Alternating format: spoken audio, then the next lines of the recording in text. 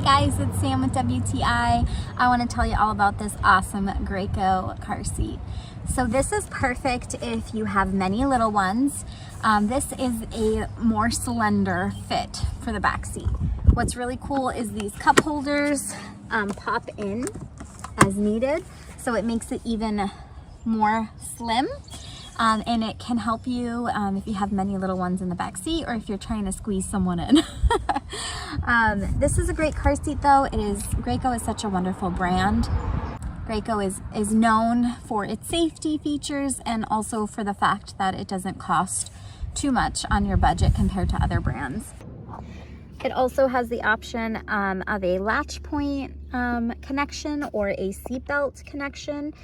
And same for the rear, forward facing and rear facing. This is a wonderful car seat though. It grows with your child.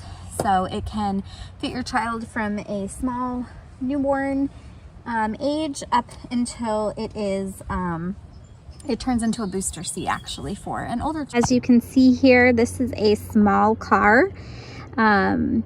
And that is the middle seat. There is plenty of room here.